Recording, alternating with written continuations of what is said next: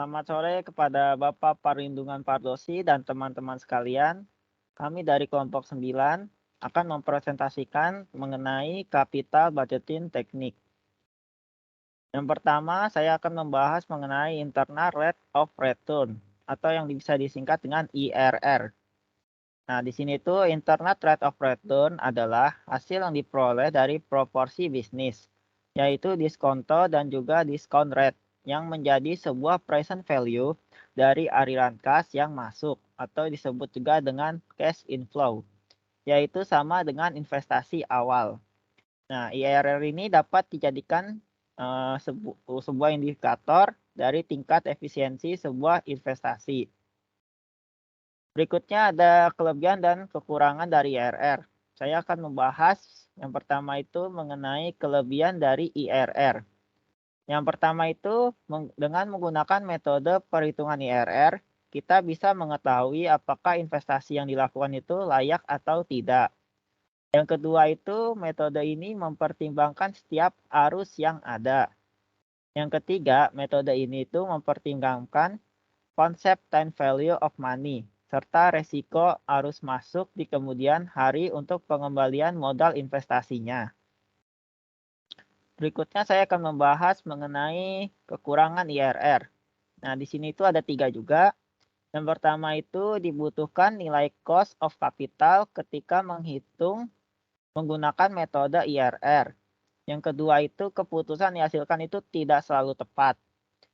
Yang ketiga, itu metode IRR itu hanya bisa menunjukkan hasil maksimal ketika suatu investasi itu memiliki kapital berupa rasio. Nah, di sini ada fungsi-fungsi dari rate of return itu sendiri. Fungsi utamanya itu untuk mengukur suatu aset, apakah aset tersebut itu akan mengalami peningkatan atau tidak. Nah, sedangkan untuk fungsi-fungsi lainnya itu ada 3. Pertama itu perhitungan IRR itu berfungsi sebagai sumber acuan seseorang ketika hendak menyimpan uang atau membuka deposito di bank. Berikutnya itu menghitung IRR itu berguna untuk membantu memberikan perbandingan pada tingkat laju pengembalian dalam menentukan bentuk investasi yang diperkirakan akan lebih mendatangkan keuntungan. Yang ketiga itu IRR berfungsi untuk menilai laju pengembalian setelah dikenakan pajak. Sehingga investor tahu di mana itu investasi tingkat pengembaliannya itu lebih tinggi meskipun dikenakan pajak. Berikutnya akan dilanjutkan oleh teman saya. Baik, berikutnya saya akan membahas mengenai perhitungan IRR. Nah, berikut ada contoh soal yang pertama. Pabrik ABC mempertimbangkan usulan investasi senilai 130 juta tanpa nilai sisa. Pendapatan harus kas per tahun 21 juta selama 6 tahun. Diasumsikan RRR sebesar 13%. Hitunglah IRR. Nah, tadi itu diketahui investasi awal 130 juta, arus kas per tahun 21 juta, dan RRR 13%. Nah, karena kita mau ngerjain NPV, yang dimana kalau NPV 1 positif, maka NPV 2 itu harus negatif. Maka kita coba dulu dengan faktor diskonto 10%. Dimana cara menghitung NPV itu arus kas dikali faktor diskonto dikurang investasi awal. Yaitu arus kasnya 21 juta dikali faktor diskontonya 5,8979 dikurang sama investasi awalnya 130 juta, didapat NPV sebesar 659.000. Lalu kita coba lagi di faktor diskonto 12%, di mana rumusnya masih sama, dihitung jadi 21 juta dikali 5,7849 dikurang 130 juta, didapat NPV minus 6.649.000. Karena NPV-nya mendekati 0, yaitu di antara 659.000 dan minus 6.649.000, artinya tingkat diskonto berada di antara 10% sampai 12%. Nah, untuk menentukan ketepatannya itu perlu dilakukan perhitungan interpolasi, yang dimana ada selisih bunga, selisih PV, sama selisih PV dengan OI. selisih bunganya 10%, selisih PV-nya 130.659.000, selisih PV dengan OI-nya 130.659.000. Lalu ada selisih bunga 12% dengan selisih PV 123.351.000, lalu selisih PV dengan OI-nya 130 juta. Berikut ada selisih bunganya 2%, lalu selisih PV-nya 7.308.000, lalu ada selisih PV dengan OI 659.000. Maka kita dapat menghitung IRR-nya dengan rumus 10% ditambah buka kurung 659.000 dibagi 7.308.000 dikali 2%, maka didapat IRR-nya itu 10,18%. Maka kesimpulannya, proyek investasi tersebut lebih baik ditolak karena IRR 13% kurang dari 13%, yang artinya tidak layak secara finansial. Berikut ada contoh soal yang kedua. Perusahaan ABC mempertimbangkan usulan proyek investasi 150 juta. Umur proyek tersebut diperkirakan 5 tahun tanpa nilai sisa. Arus kas yang dihasilkan di tahun pertama 60 juta, tahun kedua 50 juta, tahun ketiga 40 juta, tahun keempat 35 juta, tahun kelima 28 juta. Bila diasumsikan RRR 10%. Next. Caranya sama kayak tadi, kita coba di faktor contoh 16%, di mana tahun pertama 60 juta dikali 0,8621 didapat hasilnya 51.726.000.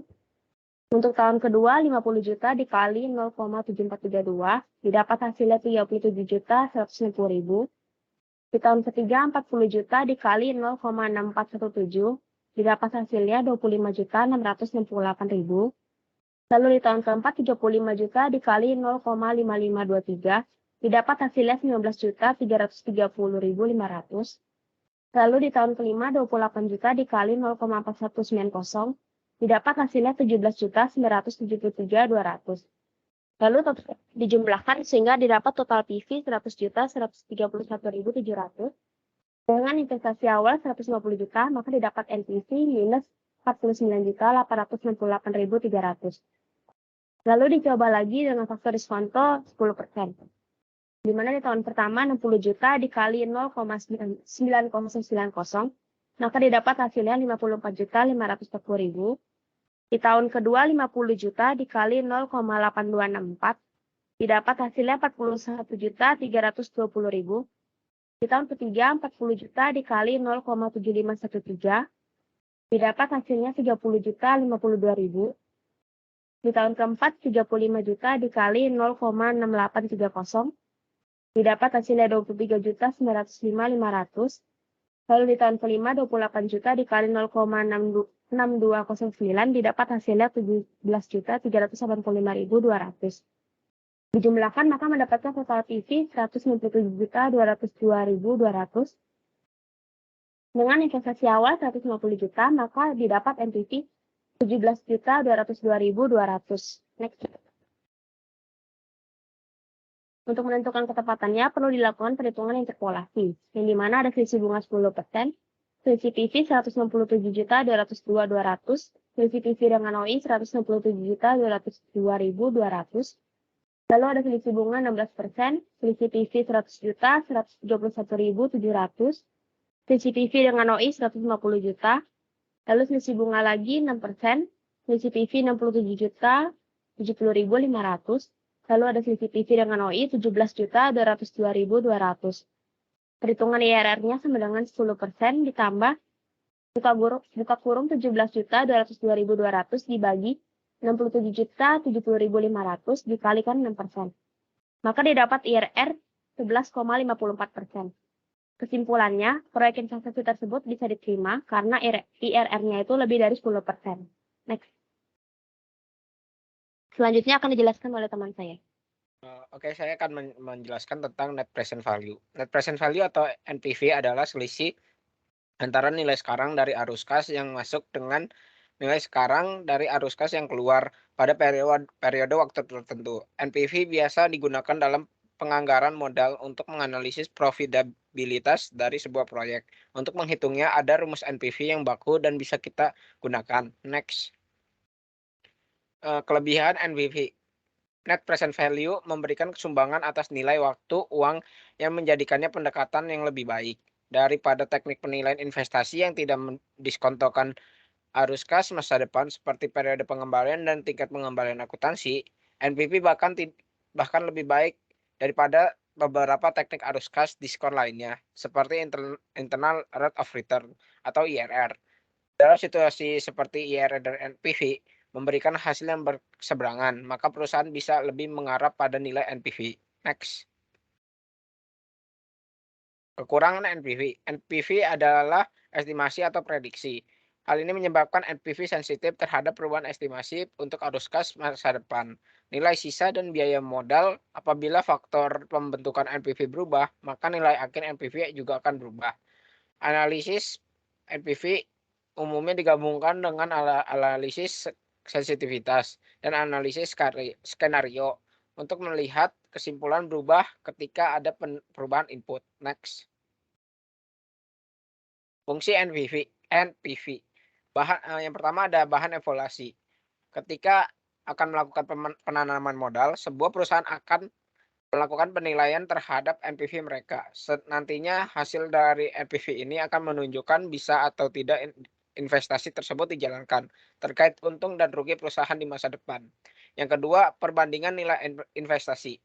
Jika perusahaan dihadapkan dengan 2 atau lebih investasi, maka untuk memilih investasi yang paling efisien dan mendatangkan keuntungan, maka perusahaan akan memberlakukan penilaian NPV terhadap investasi tersebut. Next. Arti nilai NPV. Yang pertama ada arti nilai NPV positif. Jika hasil perhitungan menunjukkan NPV 0, maka hasil itu bisa terbaca sebagai penerimaan akan melebihi nilai penanaman modal. Semakin besar NPV yang positif, maka akan memperbesar kemampuan untuk menghasilkan pendapatan. Nilai NPV negatif. Jika hasil perhitungan NPV memperlihatkan NPV 0, maka hal tersebut tidak menunjukkan bahwa pendapatan lebih rendah dibandingkan dengan pengeluaran, atau bisa juga diartikan bahwa sesudah melalui pertimbangan time of value of money atau nilai waktu uang, maka penanaman modal akan mengalami kerugian. Yang terakhir ada nilai NPV adalah 0. Jika hasil perhitungan menunjukkan NPV sama dengan 0, maka hasil ini memprediksi bahwa nantinya penanaman modal yang dilakukan, entah pembelian positif atau pembelian mesin atau investasi lainnya, hanya akan menghasilkan balik modal, sehingga usaha ini tidak akan mendatangkan keuntungan namun juga tidak mengakibatkan kerugian. Next. Dan selanjutnya akan dijelaskan oleh teman saya. Baik, selanjutnya saya akan menjelaskan rumus-rumus NPV. NPV ini adalah NPV ini ada rumusnya itu CV T per 1 ditambah R di pangkat T dikurang CV0. CVT itu adalah cash inflow, CV0 itu adalah initial investment, dan R itu adalah investment risk. Next. Nah, ini selanjutnya itu ada NPV untuk PI. PI itu profitability index. Profitability index itu ada rumusnya juga, yaitu sum dikali dengan CFT-nya ini di per 1 ditambah R di pangkat T per CF0. Next. Nah, selanjutnya ada contoh soal untuk NPV. Contoh perhitungan NPV ini, sebuah perusahaan XYZ akan membeli sebuah mesin untuk kebutuhan produksi. Harga perkiraan mesin tersebut adalah 160 juta rupiah dengan aturan suku bunga pinjaman yaitu sebesar 12% per tahun. Arus kas yang masuk pada perusahaan sekitar 60 juta rupiah per tahun yang akan berjalan selama 5 tahun. Berapakah nilai net present value-nya? Next, perhitungannya. Nah, perhitungan di sini itu kita jabarin dulu yang kita ketahui. Yang kita ketahuinya itu adalah CFT-nya itu sama dengan 60 juta rupiah dan CF0-nya itu sama dengan 160 juta rupiah. Nilai R-nya itu sama dengan 12% atau 0,12. Jadi kita menggunakan rumusnya itu NPV sama dengan C1 per 1 plus R ditambah C2 per 1 plus R pangkat 2 ditambah C3 per 1 plus R pangkat 3 tambah C4 per 1 plus R pangkat 4 ditambah C5 per 1 plus R pangkat 5 dikurang CF0.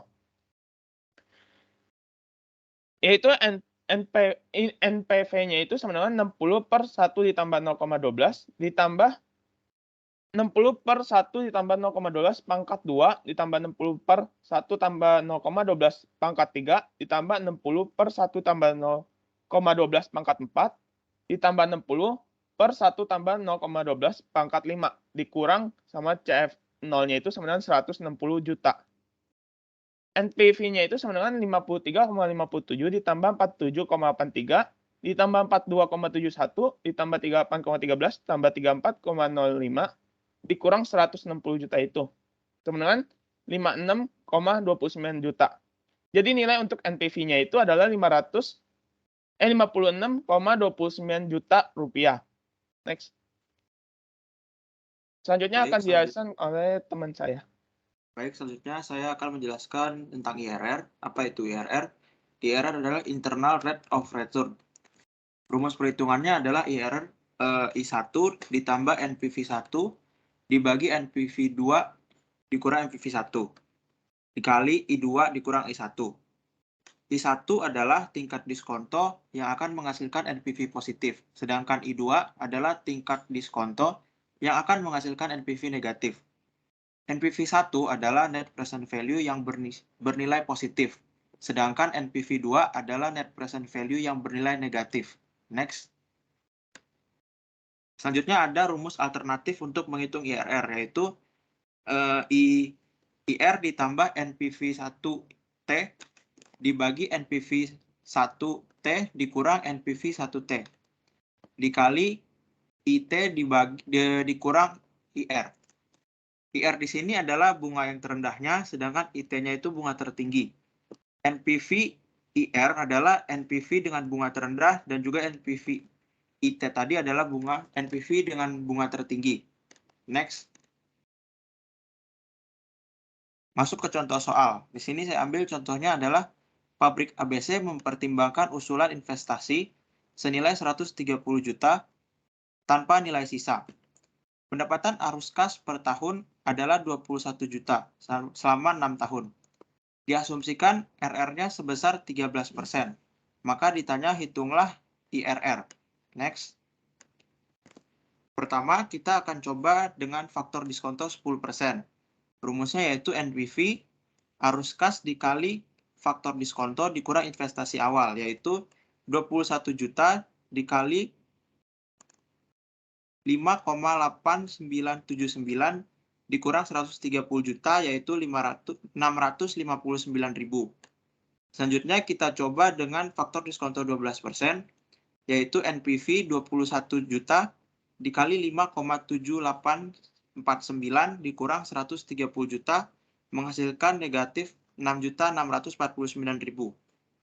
Karena NPV-nya mendekati angka 0, yaitu 659.000 dan 6.649.000 negatif, artinya tingkat diskonto antara 10% sampai 12%. Untuk menentukan ketepatan kita perlu melakukan interpolasi. Next. Nah, cara melakukan interpolasinya itu adalah pertama kita membuat tabel dari selisih bunga, selisih PV, dan selisih PV dengan OI-nya. Pertama yang 10% selisih PV-nya itu 130.659.000 dengan selisih PV 130.659.000. Untuk selisih bunga yang 12% selisih PV-nya adalah 123.351.000 dan selisih PV dengan OI-nya adalah 130 juta. Maka yang untuk 2% selisih PV-nya 7.308.000 dan selisih PV dengan OI-nya adalah 659.000. Di sini IRR-nya kita akan menggunakan 10% ditambah 659.000 dibagi 7.308.000 dikali 2% yang menghasilkan 10,1%. 10,18%. Maka kesimpulannya, proyek investasi ini lebih baik kita tolak. Alasannya, karena IRR-nya itu lebih kecil dari 13%, yang artinya tidak layak secara finansial. Sekian presentasi dari kelompok kami. Terima kasih.